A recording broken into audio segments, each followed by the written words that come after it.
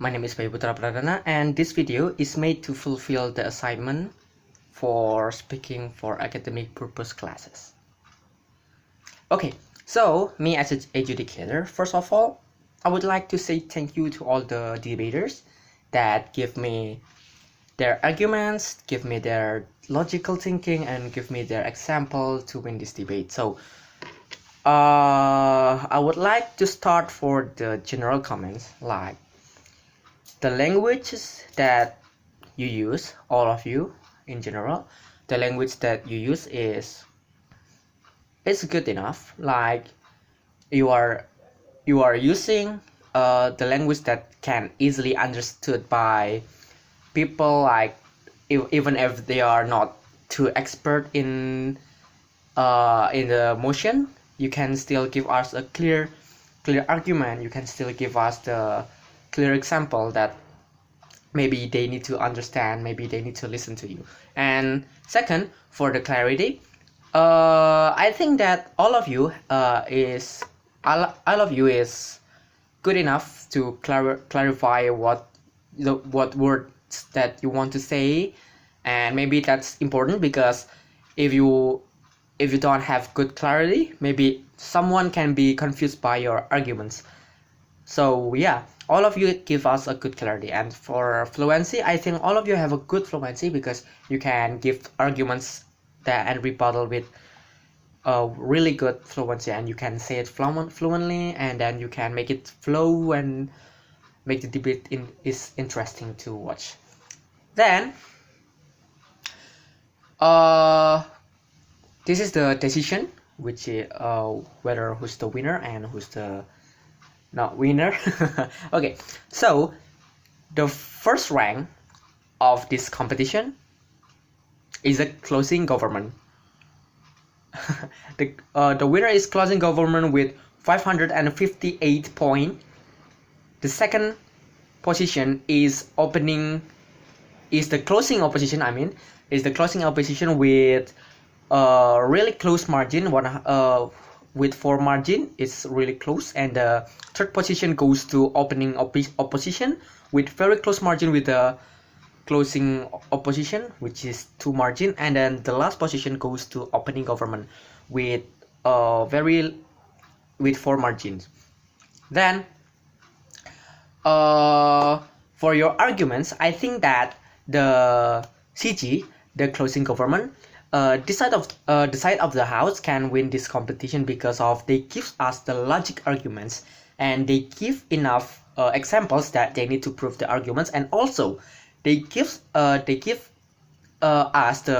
clear mechanisms that what will they do in the condition in the current status quo on the next status quo. They give us like the best scenario, what will happen if they do the mechanism, and what will not happen if they do the mechanism. And also they can clarify themselves, like they give enough example from the opening government and the opening opposition. They show the weakness of the opening government and opening opposition, something like that. And for the closing opposition, the second position is they can give us the logic arguments, but maybe they don't give us enough example, and maybe the rebuttal maybe not quite clear for me.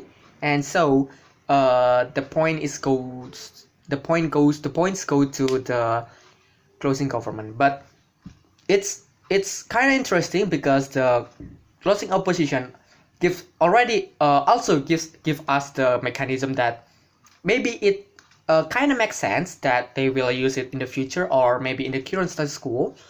But the example that they gives us, it's not really comprehensive with the arguments that they give.